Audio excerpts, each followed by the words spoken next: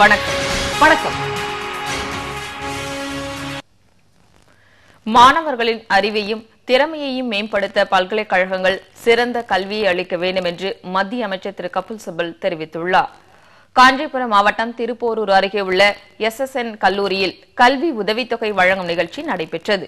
இதில் மத்திய மனிதவள மேம்பாட்டுத்துறை அமைச்சர் திரு கபில் சிபல், தமிழக உயர்கல்வித்துறை அமைச்சர் திரு பொன்முடி ஆகியோர் கலந்து கொண்டு மாணவர்களுக்கு 4 கோடி ரூபாய் மதிப்பிலான உதவித்தொகையை வழங்கினார்கள்.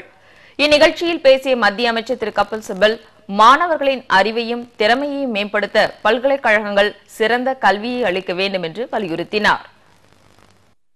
Pass the Right to Education Bill to make sure that every child between the age of 6 to 14 gets free education, and it is compulsory for the state to ensure that that child gets free education.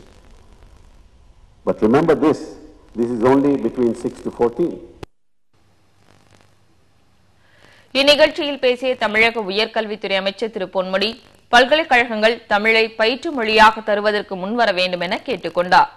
நம் நாட்டு பல்கலைக்கழகங்களில் பயிலும் மாணவர்கள் Nobel பரிசு பெறும் அளவிற்கு உயர வேண்டும் என்றும் அவர் கூறினார். இனிமேல் நம்முடைய நாட்டு பல்கலைக்கழகங்களிலேயே படித்து நோபல் பரிசு பெறுகிற அளவிற்கு வளர்ச்சி அடைய வேண்டும். அதற்கு பல்கலைக்கழகங்கள் தன்னுடைய பயிற்றுவிக்கிற முறையை, குறிப்பாக ஆசிரியர்கள், தயவுசெய்து ஆசிரியர்கள் தவறாக எண்ணக்கூடாது. நமக்கு மட்டும், ஆசிரியர்களுக்கு மட்டும் போதும் என்ற மனமே பொன் செய்யும் மருந்து என்ற வார்த்தையே இருக்கக்கூடாது. எந்த அளவிற்கு படிக்கிறோமோ அந்த அளவிற்கு நல்லது.